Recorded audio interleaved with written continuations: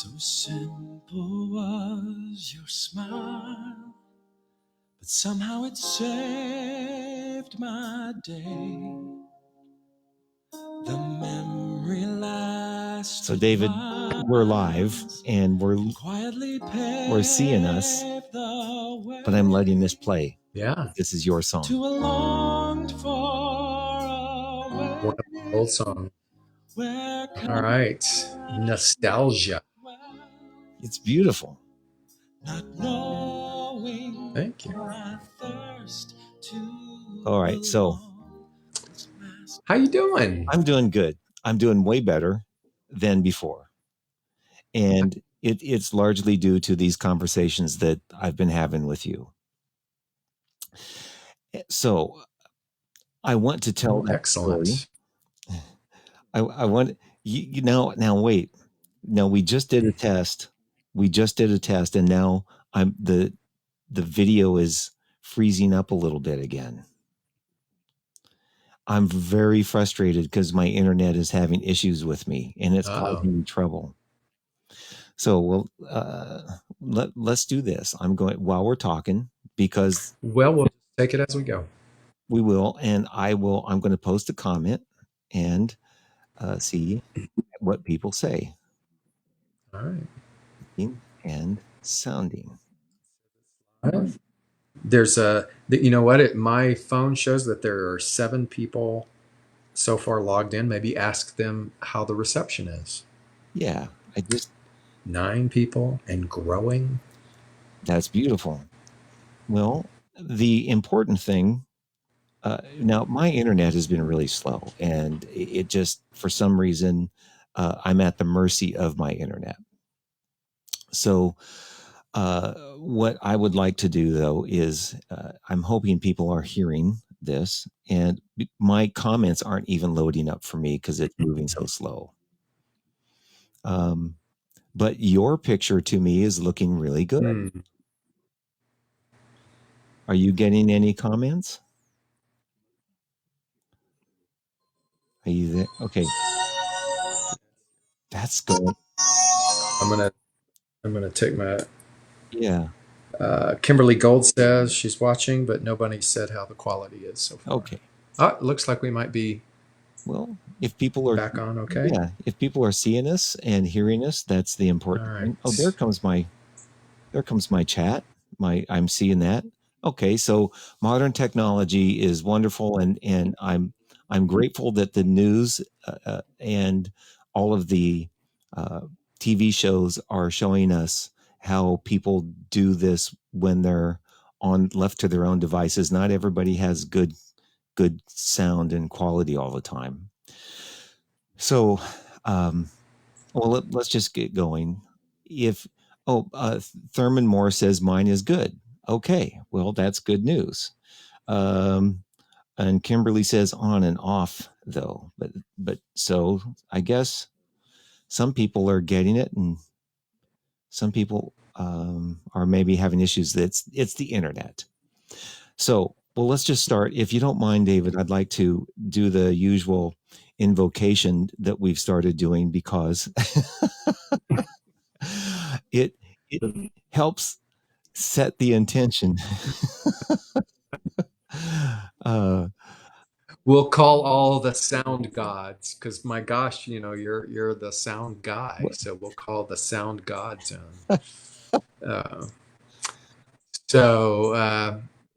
You know what I want to do this time? Okay. What I want to do this time is I want whoever's watching, if this is watchable after we're finished, before we go any further, before they go any further, to just pause for a moment and to experiment with what intention is for them. And one of the clearest, purest ways to do that is to think about how you want to feel when this broadcast is over. Just what's the quality of feeling that you want more of when this broadcast is over? Is it joy? Is it insight? Is it inspiration? Is it comfort? Whatever that might be, just pick one and then fast forward a little bit and take 10 seconds to just conjure up that feeling as if we're concluding, as if we're saying goodbye. What does comfort feel like? What does clarity feel like? What does an aha feel like? And just kind of breathe that in. And know that that is a variable in the way in which you can do an invocation, is that you can quote set the tone. You can set the intention before you pick up a phone to make an important call. You can set the intention about how you want to feel when that call is over with. When you get in the car and you start the car and you are on your way to some kind of meeting or some communication that is of value. You set the tone with how you want to feel. Even if you're driving to the grocery store, you can set the tone about how you want to feel once you exit the store. All of these things are experiments in consciousness and in intention, and the world is your laboratory. And so why not use it? Why not use it as that experimentation? Why not use it to strengthen your own awareness, your own toolkit with regards to how you navigate this world, how you participate in the curriculum of being human, and to know that you and I are far more capable, far more powerful than we ever give ourselves credit for, because we simply don't engage with our power. And this is a way to do that. So for me personally, what I want is I want us to be sweetly surprised at what unfolds in the conversation, that we uncover some really beautiful nugget of wisdom and profound insight for both of us, not just one-sided, but for both of us, so that we end this particular session much more engaged in our wisdom than we did when we started. That's what I intend. That's what I celebrate. That's what I invite in. And so it is. So it is. Oh, thank you. How about that? That was great. Now, what I know for a fact is that the audio, I believe, is sounding fine, even if the video isn't. So if people want to use this as a podcast, which I think some people have told me they like to listen to it when they go for walks, and they don't necessarily watch, but they listen. But we were talking a little bit before we went live, and what I wanted to share with you in front of everybody. And obviously, I've been living my life as an open book, and intentionally letting everybody see what I've been going through on purpose, because my hopes and intentions were that someone might feel that they weren't alone and going through the similar thing. Yeah. And last week, after we ended talking, I was feeling bad because I was still struggling. And like I was telling you, and I made a later little live stream of what happened to me after we hung up, and the 2 phone calls I got from people that didn't even know I was doing a podcast, a couple of guys, and told me the exact same stuff that I had just told you. And I was able to be, after having had the experience with you, I was able to take on your role in listening, and it affected me and changed me, because first of all, it validated me again that I'm not alone and that others are going through this. Now I can be a help to them. And then the other thing I wanted to add is what you just said. I consciously started telling myself, no matter what the facts are, I'm going to start visualizing better things to come for me. I'm going to see better things coming for me. And so what I want to share, and I have started sharing in this last week, things started changing for me, not only in my perception, but so things started looking different, but then things started showing up differently for me. I've had people start donating funds to me, and a very generous person stepped up and offered to pay my rent, and he's paid 2 months rent for me. Yay! Yes. That's And incredible, Jeff. I can't tell you how relieving, how much relief that felt. Oh my God, that's amazing. Yeah. And so between that and then That's awesome. yeah. Yeah. I'll just interject real quickly because I just am so happy for you. But, no matter how many times we hear it, that the outer world reflects the inner world. No matter how many times or no matter how many ways that is taught or presented, we just don't get it until we do it. Yeah. You understand? Yeah. It's like until it's applied, and not just applied, no, not just tried, but applied. There's a difference. Because we can try something, but then do it very trepidatiously and actually go into something already expecting it to fail. Or we can apply it, which means that we understand there's a little bit of trial and error, or there might be some refinement, or there's just certain things that require a little digger deeping.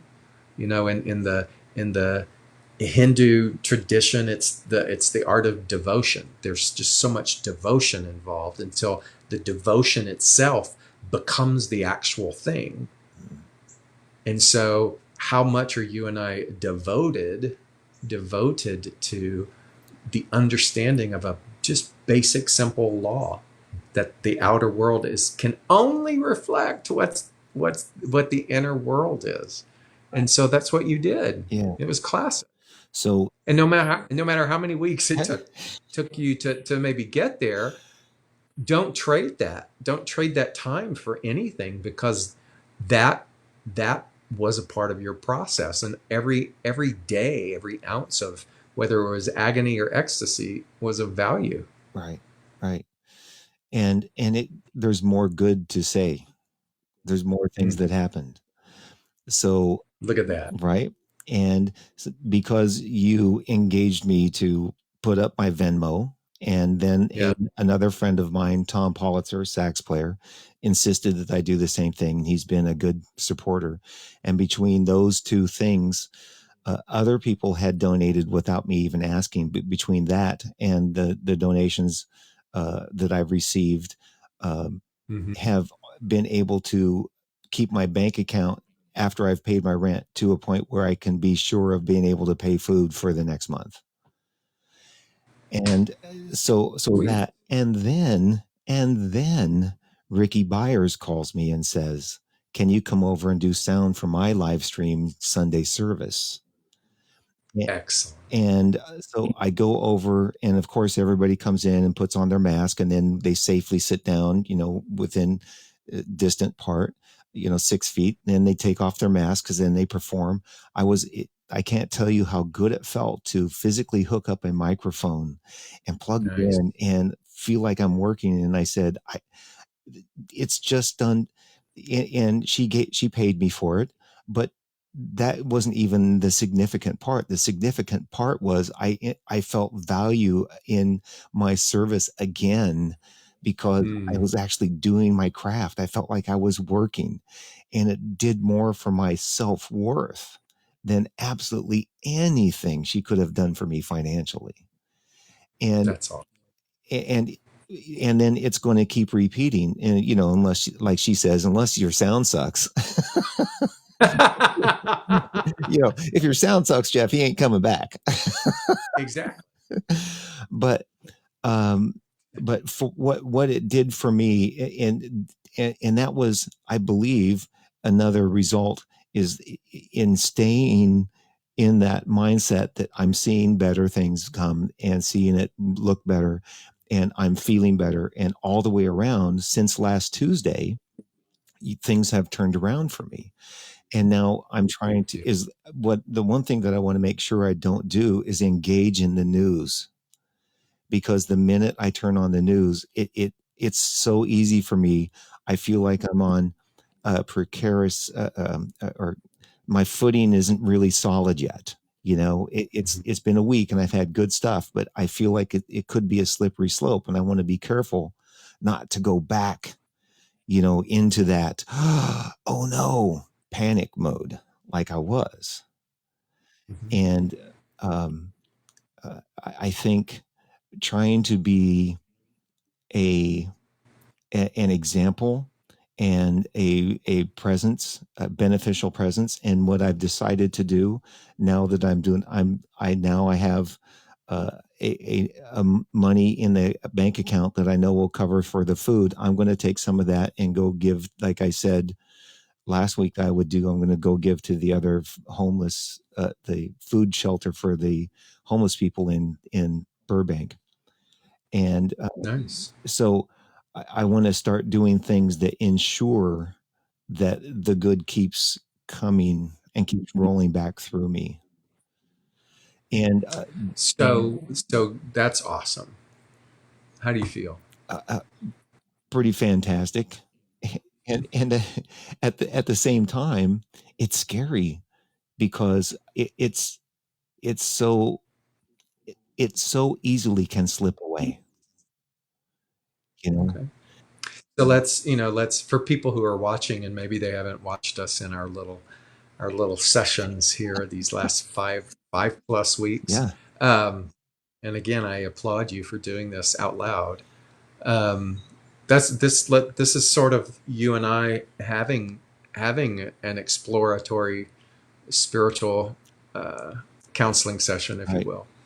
And so look at that. Look at what you just said, because you experienced a euphoric effect to a new established cause, right? So cause and effect, meaning that you, even if it was the cause came from being pushed into a corner so far that you just surrendered. No matter how you got there, you did establish a new cause. So now watch what it is that's going on for you, because a couple of times you said, one time you said just a sentence or two back about now you're scared that it'll go away. Mm. Well, that's life.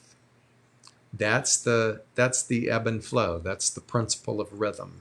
For every inhale, there's an exhale. For every ocean wave, the tide comes in and it goes out. And so, how do you celebrate when the tide comes in? Mm-hmm. But then how do you keep and manage your sense of resolve and faith when the tide goes out? Mm. Because otherwise the euphoria becomes the thing that you run after. Mm. You start to run after the fix of the euphoria, of the relief, of the solution, and then curse or try to mask when that isn't present. And what we're here in the curriculum of being human, in this just maddening classroom sometimes, is to know that the euphoria, or whatever that represents, the relief that is attached to, doesn't have to be absent and isn't absent when the tide disappears. Mm. You understand? So otherwise, then we start to build this preventative life. And I know we've talked about this before. We start to create systems of prevention. How can I prevent this from ever happening again? I got an email today from someone that I've coached and worked with years past, and her husband had lost his job. It threw their lives into a tailspin. Lots had to change. They even had to relocate. They had to go back to a different state. And when we were working together, I kept saying, what good came out of that? And there was a lot of good. There was a lot of things that quieted down. There was a lot of connection that was reestablished. There was a lot of healing that went on in terms of communication because the dynamic changed. and they were sort of forced into this situation. And then the husband got another job. And it was interesting because that whole cycle of the way they used to be, it just defaulted back into that. I get an email today, the job's been taken away again. And that crisis fear, and what do you say? That, those things happen. Yeah. And how can you go, oh, not, but how do you go, oh, here I am again. Here I am again. Not that there's a judgment with, but you don't want to stay there either. And how do we get to a place to go, oh my God, isn't that fascinating? Here's the ebb and flow again. Here's the inhale, exhale, repeating itself as me. And in all sincerity, going, I wonder what new door, what new opportunity is, what new thing lies with this course correction that's coming in. Mm-hmm. And I know that sounds like a lot of bullshit for people who are in pain and who are addicted to crisis. And crisis is an addiction. Mm-hmm. And there are people, and chaos is an addiction. And there are people who will manufacture chaos when there isn't any, because that's what they need and that's what they're used to. And so how do we learn to not live in the fear of what might happen, because that's not living. What was flowing through my mind when you were just sharing that is what I've been through in these last few weeks. And we've openly said, I know that my past experiences tell me that good will come of this. However, in the moment, I was still in this state of suffering. Right. And it's not necessary that I have to suffer. Well, and hear me out. Okay. Let's not make suffering bad. Let's not attach a stigma to it. Let's just look at it as, is this what you want? And what I would say is, because of the nature of your broadcast, because of being pushed into that corner where all of our melodramas of life have to fall to the wayside, something new is birthed, right? Mm-hmm. Birth is messy. And so from the suffering, from the unbearability of it all, what new thing emerges? So we don't want to run away from suffering. We don't want to medicate from suffering. We want to turn to it to learn what it is. And yes, you're right. Hopefully not stay there, right, but keep emerging into whatever, again, like you said, this whole broadcast, this connection that you've made happened from your suffering. So we don't want to make it wrong.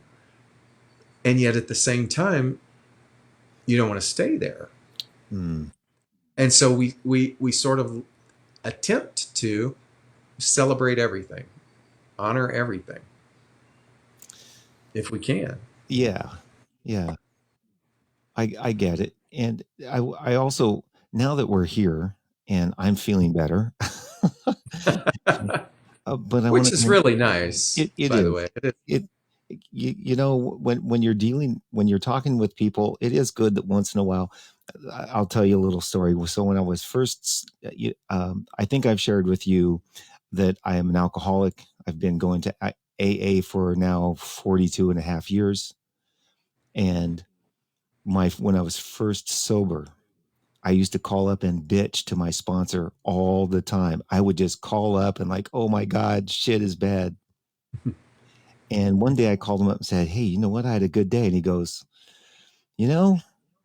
it's nice to hear you say something good, but it makes me like you better. It makes me like you a little bit more. So, but here's another thing that I believe is happening even more so in this time. And and I'm going to use my family as an example. that I believe a lot of families now, since we're together more, Mackenzie came home and she is having issues. And the ex is one of those people that likes to live in crisis, and it's everybody else's fault. And then she gets everyone on her side. And this last week they gained up on Mackenzie, saying Mackenzie was a troubled child and she's hard to deal with. And she came home crying. And I'm sitting here and I'm going, well, Mackenzie, we don't have any issues. We're fine. We have a healthy adult relationship. We disagree. We don't get mad. We talk, we share, we know we take care of each other, and we communicate. And she started crying. And because she loves her mom, but and then she said this. She says, and if I start crying, I'm gonna try not to, but she ended up crying because she felt bad, and she felt like she was being a bad child, and she was taking on the stuff that her mom was dumping on her and starting to own it, which I did when I was in that relationship. And so I took her out. We sat on the sofa and we started talking. And I said, don't take that on. It's not you. Don't take on what your mom is telling you are. You are. She's trying to make you be the problem. And then she said, I don't want you to die, Dad.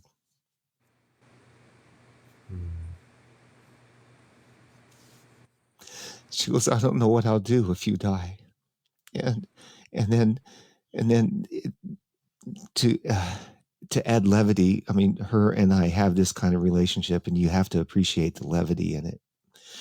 Even though she goes, I want you to know, Dad, I don't mean anything by this, and I don't want to offend anybody or hurt anybody's feelings, but I think that if others die, I'll be sad, but not as sad as if you die. and we both kind of smile, but at the same time, I understand what she meant, and we both cried, and we talked about the fact that, well, yes, I in fact will die, and it's something that we know is going to happen. But I felt in her the need to have somebody who's around her that's grounded and that she can trust to be there. And I as a parent, and I know a lot of parents want to tell their children this, I'll always be there for you. I had to tell her, Mackenzie, I can't say I'm always going to be here for you, because I will only be here for you until I die, and that's going to happen. And we talked about that.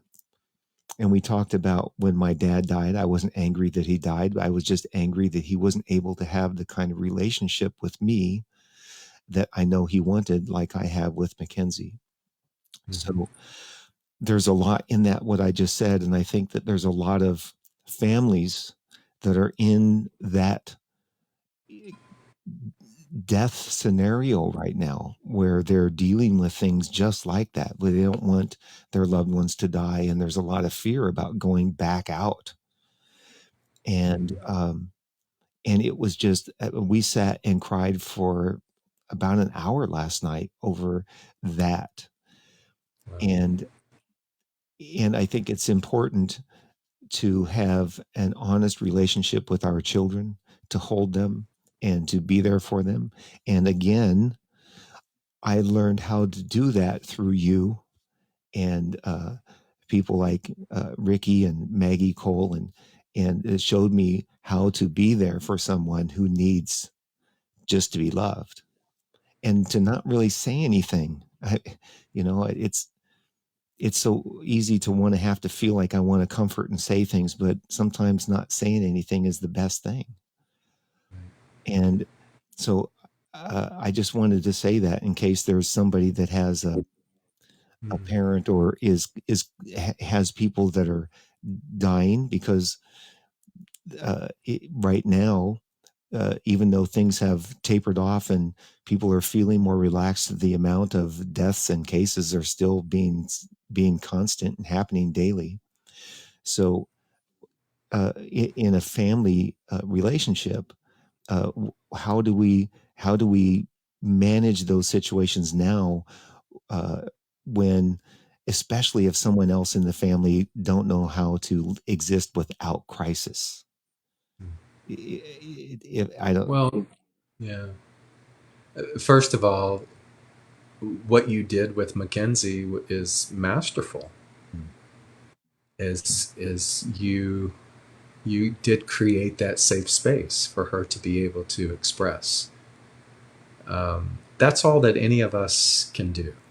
Mm, You know, my first teacher was Louise Hay, and it was during the pandemic of the 80s with AIDS, which again, there's still no vaccine today, but at that time, as it ravaged through the gay community, I think we've talked about this, and I would get my little list of 10 people to go visit and to take care of and to rub their feet. And that's exactly what you just did with Mackenzie, is what she would say for us to do with those people, is to not, the number one rule was to just listen.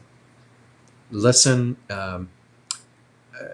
take all the information in through your intuitive heart, discern what needs to be said, but basically be with them, rub their feet, let them know that they have value. And that's, even if that feels too simplistic, that's the most powerful thing that you can offer someone. mm, So your bigger question is how do we help people, or how do people navigate through this time of losing family members? Um, that's always a thing, right? Pandemic or no pandemic. Um, and so it's important that we communicate. It's important that we learn to express genuine gratitude. You know, it's funny. I noticed that we will treat other people outside of the realm of our family circle nicer than we treat those within our family circle, mhm, because we're accustomed to, or we have these sort of built-in expectations, or we think, oh, they know I love them, or oh, they get it. And yet that's where so much cruelty can happen. That's where so many things can stab at our sense of self-trust. And so the people that we're closest to, that's where the real work is. yeah, The people that we see all the time. always. And I remember, I think in one of our first talks, we talked about, at this time, the fear of death and fear Mm-hmm. of dying and all of that around us. And I think that's a real thing that people may need to talk more about. Although I think a lot of people are racing to avoid, they're racing to get back out and avoid the thinking of it. Um, because the more we stay sheltered and trying to stay safe, the more we have to face our own mortality and uh, the consequences of what's happening, and we want to hurry to get back to the way things were, without, so we don't have to think and feel about this stuff. Sure. And I know that this has been me going through it. I don't know if you've had others that are feeling the same things, and if somebody actually just said that she lost her dad to dementia. And Mm-hmm. so whenever we have to talk with loved ones about that death thing, um, that it gets, my parents never would talk about it. They, we don't want to talk about that. It's not anything. But I think having an open dialogue with Mackenzie will make it easier when we go, when that Right. comes. Um, she, yeah. Anyway. But that's, you talk about the relationship that you had with your parents. So notice that how they how they operated with that level of vulnerability, it's not the way that you operate. Yeah. And so already that sort of uh, the heritage that we take on from our ancestors, you've already broken that. Mm. And you've allowed her to see what it feels like and get a sense of the experience, to be open and honest and vulnerable. So, a new legacy begins with you. And that's really all that we can do, is how do we form new legacies of behavior? You can apply that to anything. It's it's one of the motivations behind the work that I do. And Kaleidoscope Child Foundation is, you look at the multi generational illiteracy. You look at the multi generational systemic belief that I'm not of value or worthy enough. Um, in terms of the caste system in India. So all of my kids in India, they are the lowest of the low caste, just right above the untouchables. And even though there's no caste system, that mentality is still there. Mm. So at the top of that chain is the Brahmin. When I take a Nandu, my administrator, somewhere, and the person who's and in that place is someone who is in an upper caste. I can't tell. Their skin color looks the same, everything, but somehow they know. And his whole body language just shrinks. Oh. And he looks down, and it's if that generational idea in the DNA that I'm less than is something that motivates us with Kaleidoscope to help break. How do you break the belief that a girl isn't worth educating? How do you break the idea that you don't deserve, because of how you're born or where you're born, or the geography of where you're born, that you don't deserve? So just like you breaking the way in which you communicate, we all have the chance to break these generational cycles of less than optimum behavior, even with abuse. Mm-hmm. Well, you just mentioned something interesting that I want to offer. That I was doing sound for a Jewish band leader, and he did all these Orthodox weddings and all these sorts of things, and somehow we got on to talking about things, and he said, we Jew, he would always come to me and go, am I doing okay? Am I doing okay? How is it? And he said, we Jews are so used to being persecuted. We're through generations, it's hard for us to break out of, we didn't do something wrong. Mm. And I don't remember exactly how he put it, but it was, he said, we've been persecuted as Jewish people for so long. It's almost like we're still living that persecution. And then Right. I was talking to a black man yesterday that was talking about the same thing from some of his black ancestors from Africa. And then the way you just mentioned, I think that there's such a built-in, and then my personal history with that was my grandmother, my dad's mom, was a Native American. And when I grew up in my little hometown of Aurora, Nebraska, she married the guy that was the town garbage man. There were two guys that picked up the garbage in town. One was her husband. So my dad's dad was the town garbage man, and his mom was a Native American. They lived So on those are your grandparents. that was my grandparents. Right. They lived on the south side of the railroad tracks, which was known to be the less than people. Mm-hmm.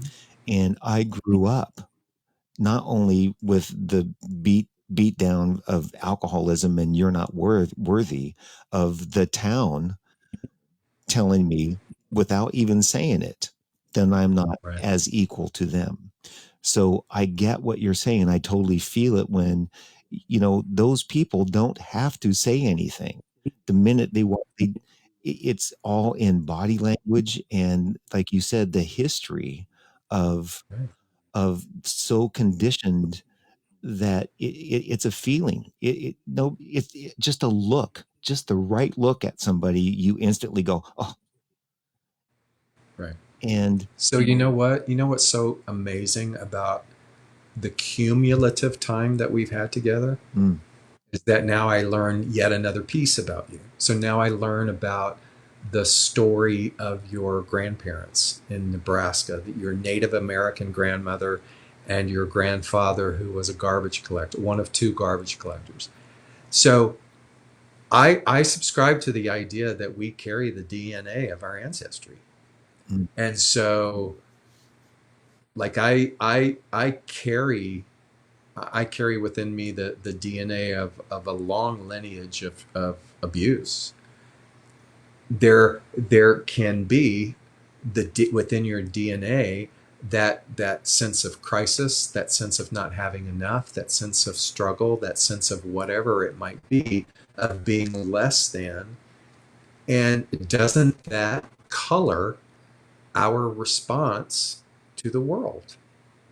It's in our DNA. It's not good nor bad, right or wrong, but it's helpful for us when we go diving in to explore why we do the things that we do, why we tick.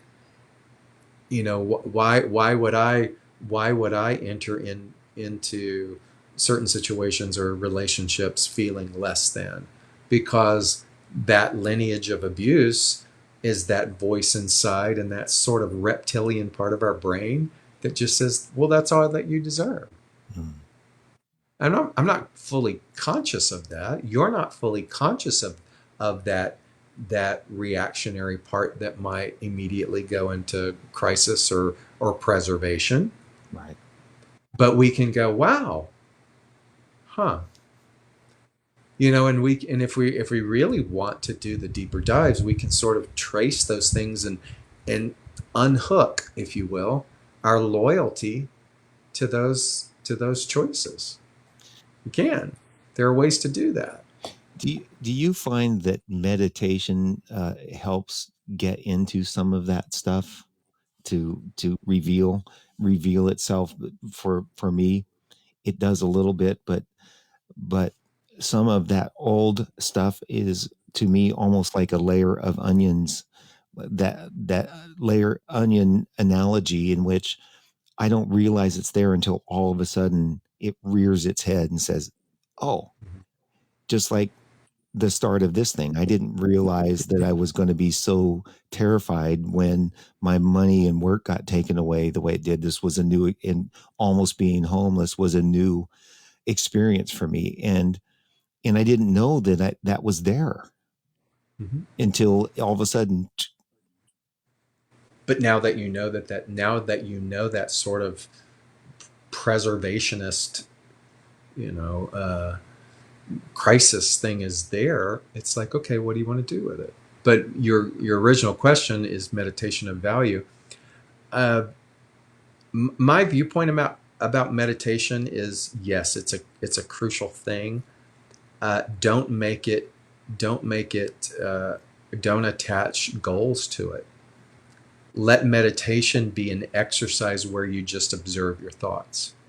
Don't enter into meditation with an expectation of clearing the thought. Not going to happen. Don't go into meditation trying to achieve some state where these major downloads will happen. If that happens, great, but let meditation be a time where you just simply begin to observe the thought like they are clouds. Let them pass through. What is the benefit of that? You remove yourself. There is that part of you, the capital S part of self, removes itself from small s self, which is that egoic state, and just observes it with compassion.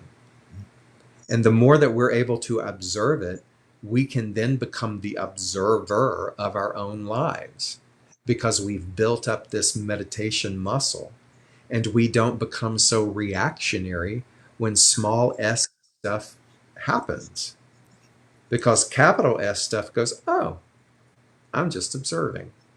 Do you follow? I do. And you have said that several times, and the power of doing this repeatedly is given a narrative in which I hope others can follow too, because you've said a couple of times about observing ourselves.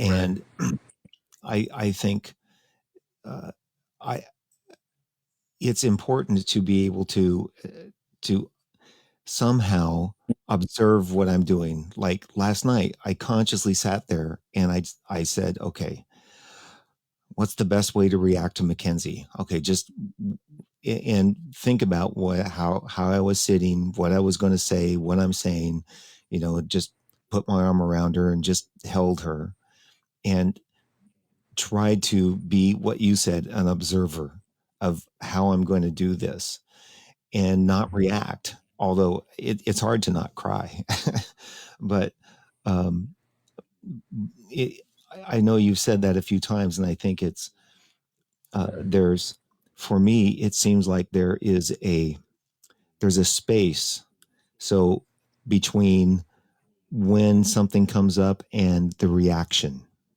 to it. There's like a space, even though it's really small. There is a Right. space between it hitting and my reaction. And over the years with practice, generally speaking, most things that space has gotten bigger, in which when it hits me, I give myself more time before I react. And Sure. when something hits me and I react immediately, I know there's work to be done. Mhm. Because I don't give myself a chance to observe what I'm going to do, what's happening, and me and how I'm feeling before it comes. That's the way you gauge what's in front of you to work on. That's why it's there. That's why those things repeatedly circle around in order to help us, how you so beautifully articulated, to expand that synaptic gap between the experience itself and then what I would say the way in which we respond to it. Mm, That's the difference. When that gap is allowed, when that pause is allowed, there is a response, not a reaction. When there is no pause, because that that button, whatever that uh, sanctioned trauma is within our cellular self, whatever that is subjectively inside of us, gets pushed, then that is what causes a reaction. The more that we observe those things in through meditation, the more we move into being a responder and not a reactor. mm. I think, uh, Someone named Toby Simmons, yes. has asked some questions, and one of the things she she commented on was this the sad part about people dying alone. Mm, And Toby, I don't know what your belief system is, but yes, from the human standpoint or the human lens of that, that does appear to be very, very sad that in those moments that they're dying alone. And what I would offer is that perhaps none of us actually die alone or walk into the next plane of existence. That even though there might not be physical beings around, that there are other beings, there are other soul groups that are there to be with people to guide them through. Um, that's what I lean on anyway, and that's what helps me with regards to the idea of quote quote dying alone. That there's always someone there.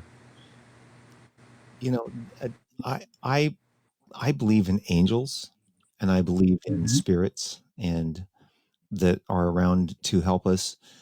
I I've never really felt them. Been those kinds of people that say they can feel the energy and all that stuff. I don't. I haven't been able to.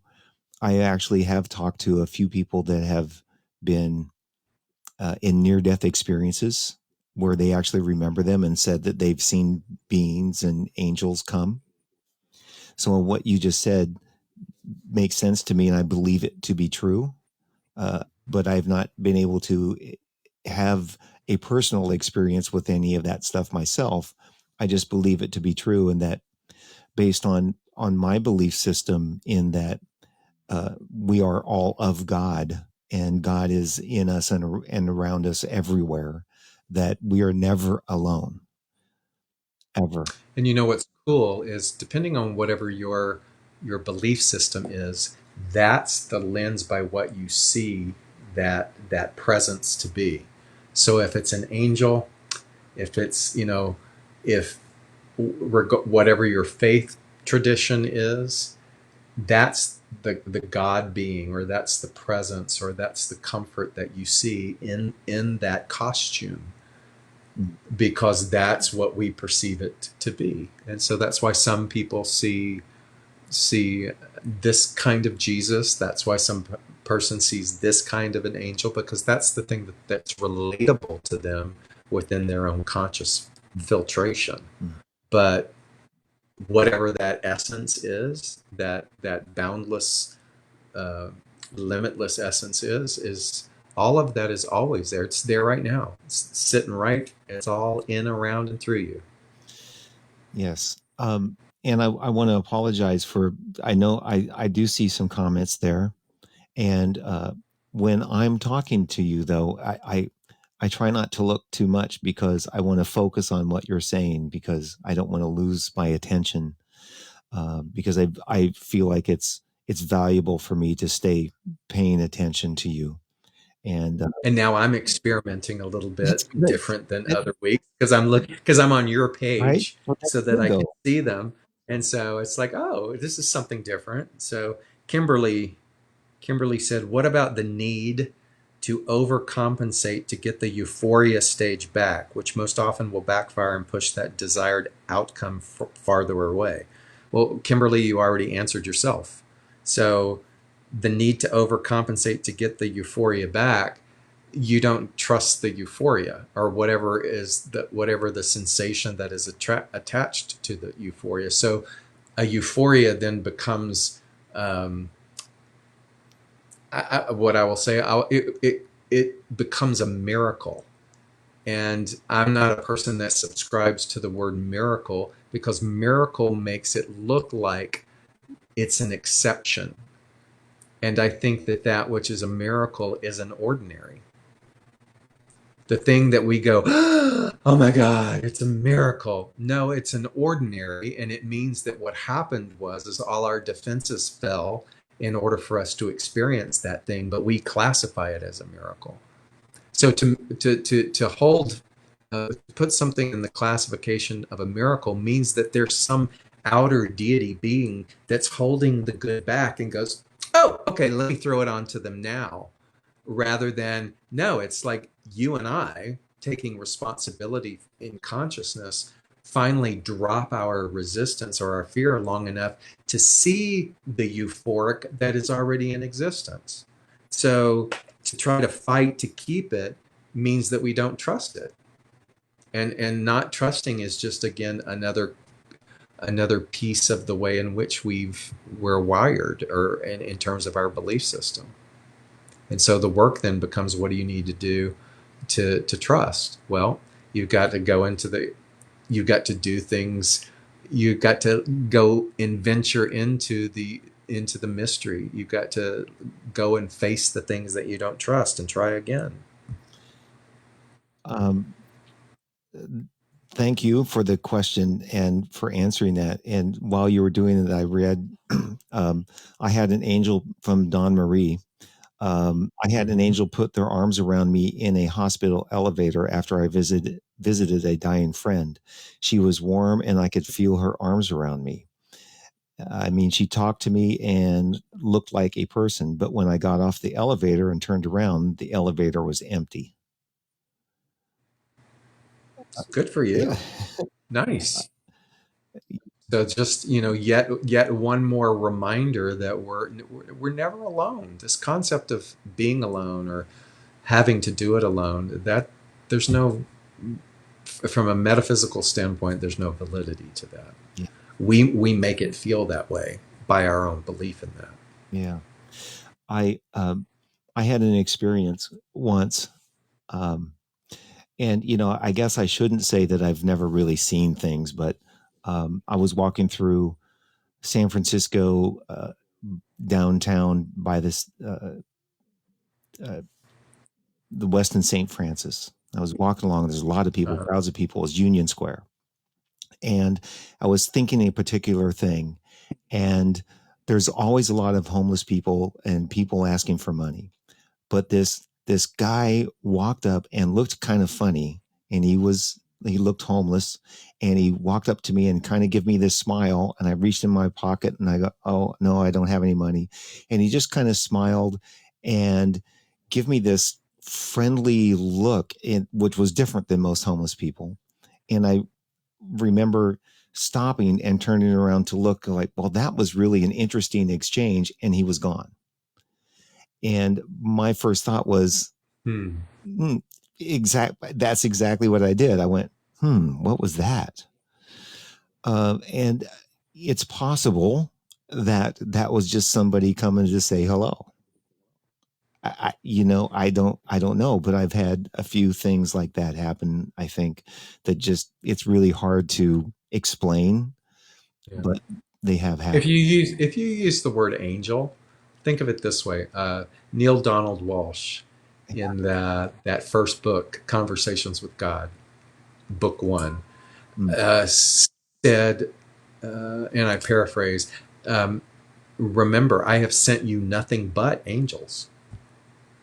Like every single encounter that we're having in this human experience is angel meeting angel. So even the most heinous mm, encounter is an angel meeting an angel, because all of it is a setup. It's a setup in order for us to learn the curriculum. And so often we're just not paying attention. mm, And so if we looked at everyone as an angel, like, hey, I'm in on the thing, and our perception began to soften with that idea, then there would be no um, there would be no breeding ground for an us and them. There would be no attachment of enemy. We would just go, oh, okay, this is a form of an angel that's here to teach me this. And yeah, believe me, easier said than done. mm. But what a beautiful thing, if you're gonna lend yourself to aspiration, what a beautiful thing to lean towards, to practice in seeing everything and everyone as an angel Mm, mm. And a teacher. and a teacher. Absolutely. Well, we're at 58 minutes. We got a couple minutes left, and I want to say how good it felt to not have this entire thing be about me being all in the pooper. So once we got through the little broadcast hiccup in the beginning, maybe one of the things that we can do is we can experiment more with taking questions, and as you build your audience, we can invite them to engage in this way, and it's good. The more that people respond to your broadcast, Yeah, actually, I'm told that the better the algorithm is, or right. who knows? Who knows? Well, this is how this has ended up the last 20, 25 minutes or so is what I had hoped it would become. You and I discussing these things Cool. and having people chime in and paying attention to it. And whatever video glitch there may be or audio, as long as it's clear audibly, so you can at least hear the message. And I believe that's always the case, because I've actually had a few people tell me, "Man, I learned so much from what David said." And I posted this on my YouTube page, and somebody watched and posted a comment there. What you Hmm. said was fabulous. So So here's what we can do to go out. Why don't you thank your studio audience? So let's go through the skull and thank your studio audience. thank you, my Let's see, audience. Thank you. we got Marianne and Toby, and we got Kimberly, and who else? Did you say Donna Marie? Yeah, Dawn Marie. It's D Marie. D. Marie? Yeah, I know her. So, but it's Jeannie. Thank you, studio audience. thank you. And Yeah. keep tuning in and coming back and letting us have this discussion.